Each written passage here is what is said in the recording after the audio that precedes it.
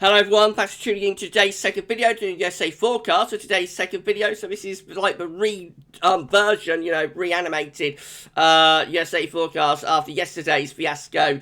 I thought I'd better do it again for you, and so I'll get on with that in a second. Just going to be a busy day at GavsWeatherVids today. We've got European Outlook and 10 to 14 day coming up. I'm not going to talk about anything else, just got to get this done and out of the way. So here we go. We're going to start off in the tropical Atlantic. We've got four interest areas. We've got the remnants of Nicholas just here, bringing heavy showers and thunderstorms to the Gulf Coast. We've got a yellow X just here. That's disturbance free.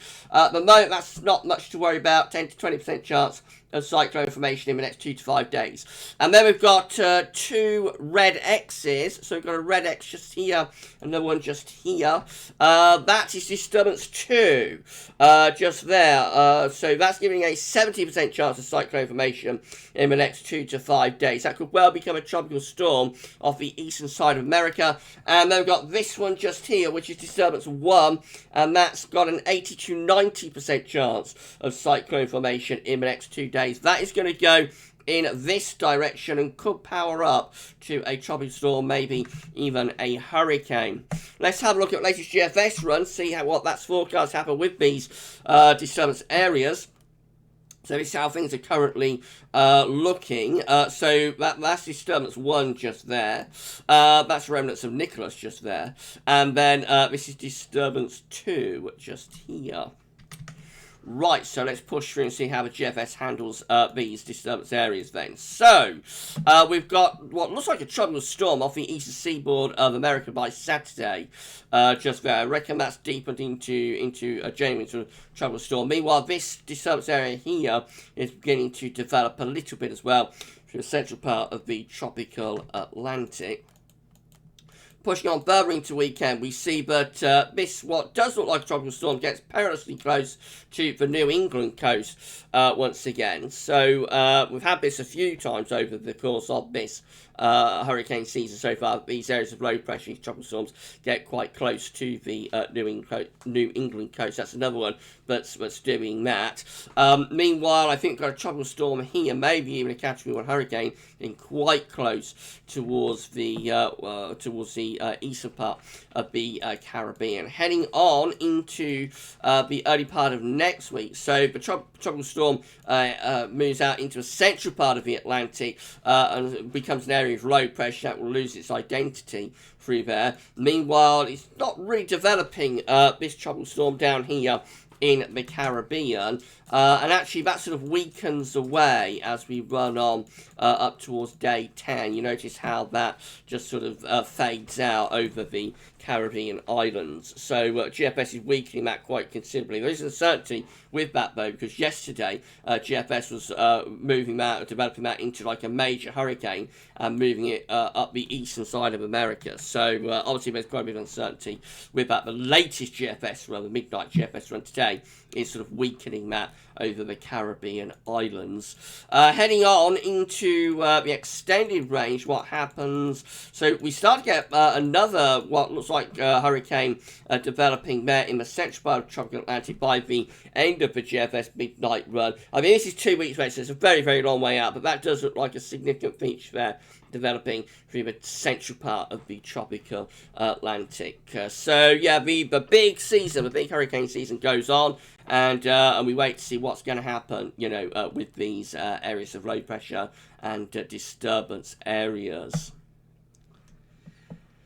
Right, so these are GFS upper air temperature and precipitation ensembles next couple of weeks. We're at Washington today. Red lights are 30-year upper air temperature average for Washington. We're starting off significantly warmer than average at the moment. The extended summer continues. That carries on into the last week of September. And then we get a drop with the upper air temperatures, so things start to get cooler by the look of it as we move in towards the very end of the month and the beginning of October. Precipitation-wise, we've got some showers around at the moment associated with these warm temperatures. Going to go mainly dry over the weekend and into the open part of next week, and then probably getting more unsettled later next week and through the final days of September. That's associated with a drop in temperature as well, so probably thunderstorms and then a drop in temperatures, cooler air starts to dig in from Canada.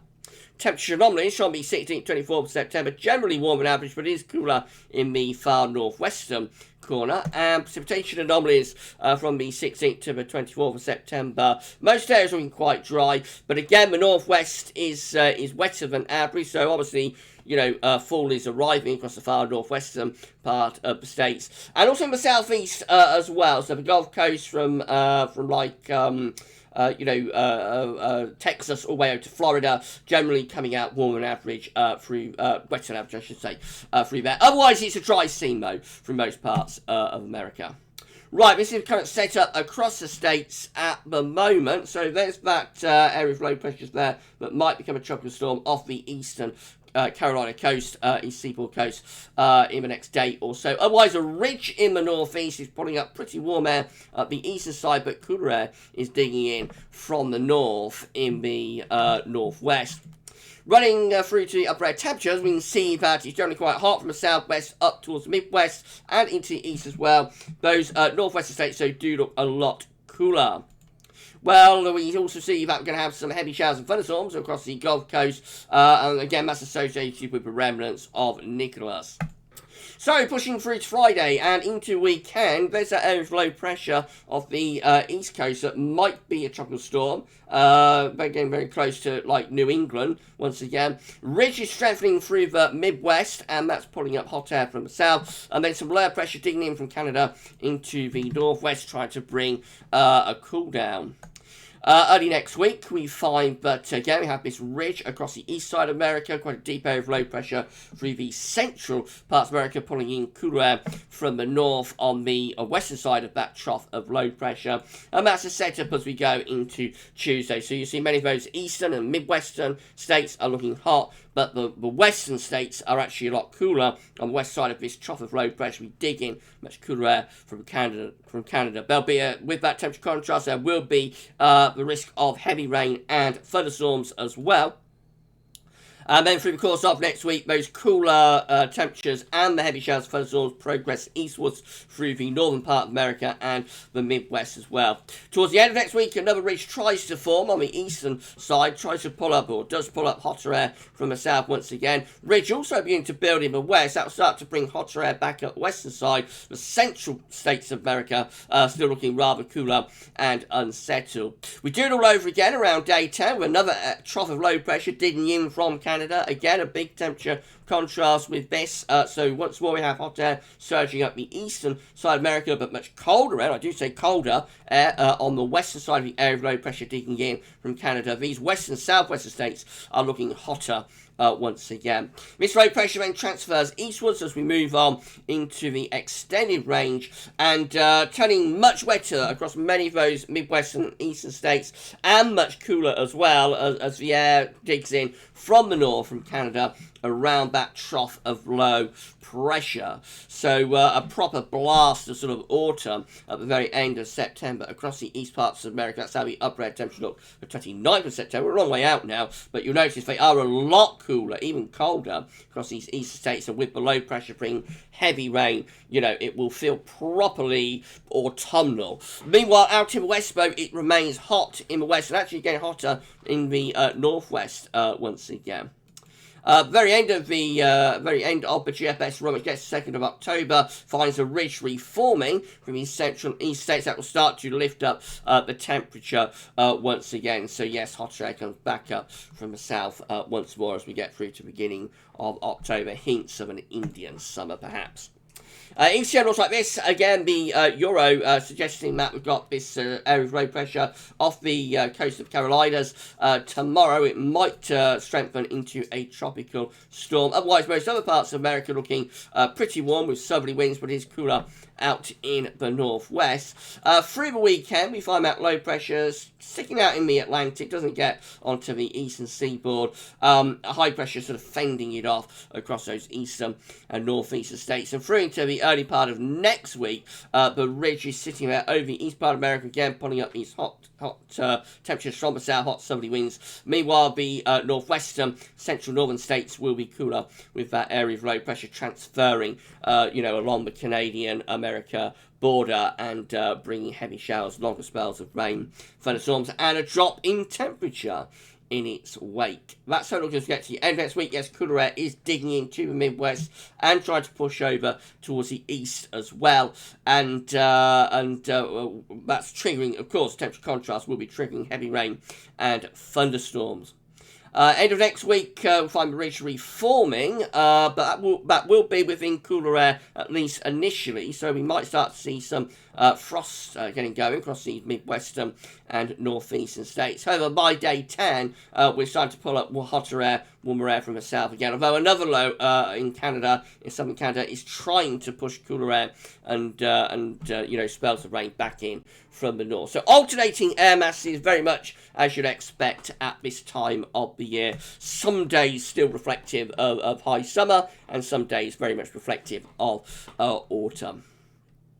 CFS-V2 looks like, so all very typical really for the time of the year. CFS-V2 finally looking like this week one, 500 millibar high dominating from the 15th, 21st of September, shows a ridge in the northeast, a trough of low pressure in the northwest. And we go through to week 2, which is the 22nd, 28th of September. Just generally quite a bit of high pressure, especially through these northern states. Really go through to week 3, which is going to be the 29th of September, 5th of October. High pressure event is in the west and in the northwest. Maybe some lower pressure in the east and the northeast. And we go through to week 4, which is the 6th to 12th of October. Just again, quite a bit of high pressure through these northern states. How it all works out in temperature, in terms of temperature. So week 1 temperature anomaly for the northwest is cooler than average. Otherwise, most of these central, eastern, midwestern, and northeastern states are coming out significantly hotter than average in the week ahead. Week 2 will be the 22nd, 28th of September. Cooler than average in the west, warmer than average in the east. Week 3 is the 29th of September to the 5th of October. Have above average temperatures through the central, western and northwestern states, perhaps a little bit cooler though in these eastern states. And then week 4, which is the 6th to 12th of October, is warmer than average through the north and cooler than average perhaps in the south.